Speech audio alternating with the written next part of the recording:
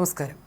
നെയ്യാറ്റിൻകരയിൽ നാടിനെ നടുക്കിയ കൊലപാതകത്തിലെ കൂടുതൽ വിവരങ്ങൾ പുറത്ത്. വ്ളാത്താങ്കര സ്വദേശിനിയായ അൽമയെ ഭർത്താവ് വിഷ്ണുനാഥ് കുത്തിക്കൊലപ്പെടുത്തിയത് കുട്ടികളില്ലാത്തതിനെ ചൊല്ലിയുള്ള തർക്കത്തിനൊടുവിലെന്ന് സൂചന. പ്രതി വിഷ്ണുനാഥ് ഇത്തരത്തിലുള്ള മൊഴിയാണ് നൽകിയിരിക്കുന്നത്. കുഞ്ഞുങ്ങളില്ലാത്തതിനെ ചൊല്ലി ഭാര്യയുമായി ഏറെ നാളായി തർക്കമുണ്ടായിരുന്നുവെന്ന് വിഷ്ണു പോലീസിനോട് പറഞ്ഞു. ഇന്നും ഇത് സംബന്ധിച്ച് തർക്കമുണ്ടായി. ഈ സമയത്ത് വീട്ടിൽ ആരും ഉണ്ടായിരുന്നില്ലെന്നും വിഷ്ണുനാഥിൻ്റെ മൊഴിയിലുണ്ട്. രാവിലെ 8 മണിക്കും 8:30 ഇടയിലാണ് കൊലപാതകം നടന്നത്.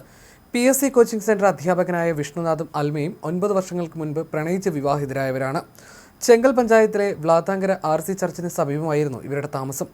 ദീർഘകാലമായി ദമ്പതികൾക്കിടയിൽ കുട്ടികളില്ലാത്തതുമായി ബന്ധപ്പെട്ട അസ്വാരസ്യങ്ങൾ നിലനിന്നിരുന്നുവെന്നാണ് വിവരം. എന്നാൽ ഇരുവർക്കുമിടയിൽ പ്രശ്നങ്ങളുള്ളതായി തങ്ങൾക്കറിയില്ലെന്നാണ് അയൽക്കാർ വെളിപ്പെടുത്തിയത്. സംഭവ ദിവസം ഇരുവരും തമ്മിലുണ്ടായ തർക്കമാണ് കൊലപാതകത്തിൽ കലാശിച്ചത്. ദമ്പതികൾ മാത്രമായിരുന്നു സംഭവ സമയത്ത് വീട്ടിലുണ്ടായിരുന്നത്. വിഷ്ണുനാഥ് അൽമയുടെ കഴുത്തിന് കുത്തുകയായിരുന്നു. കൊലപാതകത്തിന് ശേഷം വിഷ്ണുനാഥ് നേരിട്ട് അഭിഭാഷകനായ തന്റെ സഹോദരന്റെ വീട്ടിലെത്തി വിവരം വെളിപ്പെടുത്തി. സഹോദരൻ ഉടൻ തന്നെ പോലീസിനെ വിവരം അറിയിച്ചു. പാറശാല പോലീസ് സ്ഥലത്തെത്തിയാണ് മൃതദേഹം കണ്ടെടുത്തതും പ്രതിയെ കസ്റ്റഡിയിലെടുക്കുന്നതും.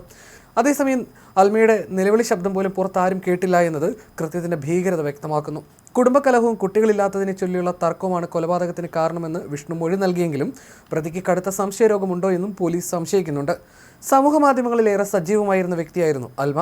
തൻ്റെ പൂച്ചകളെയും യാത്രകളെയും കുറിച്ചുള്ള വീഡിയോകൾ അവർ പങ്കുവച്ചിരുന്നു.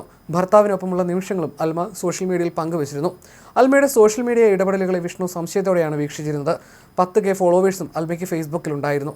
ഇതിൽ വിഷ്ണുവിന് സംശയമുണ്ടായിരുന്നുവെന്നും പോലീസ് സംശയിക്കുന്നുണ്ട്.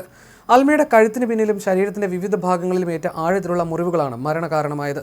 കൃത്യത്തിന് ശേഷം യാതൊരു കുറ്റബോധവുമില്ലാതെയാണ് വിഷ്ണു പെരുമാറിയതെന്നതാണ് ഞെട്ടിക്കുന്നത്.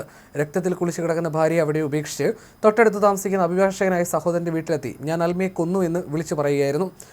തുടർന്നാണ് സഹോദരൻ പോലീസിനെ വിവരം അറിയിക്കുന്നത്. പാറശാല പോലീസ് സ്ഥലത്തെത്തിയപ്പോൾ ബെഡ്റൂമിലെ തറയിൽ ചോരയിൽ കുളിച്ചു കിടക്കുന്ന നിലയിൽ അൽമയുടെ മൃതദേഹം കണ്ടെടുക്കുകയായിരുന്നു. പ്രണയിച്ചൊന്നായവർക്കിടയിൽ എങ്ങനെ ഇത്രയും ക്രൂരത വളർന്നു എന്നത് അയൽക്കാരെയും ബന്ധുക്കളെയും ഒരുപോലെ അമ്പരപ്പിക്കുകയാണ്. അൽമയുടെ മൃതദേഹം തിരുവനന്തപുരം മെഡിക്കൽ കോളേജ് ആശുപത്രിയിൽ പോസ്റ്റ്മോർട്ടത്തിനായി മാറ്റിയിരിക്കുകയാണ്.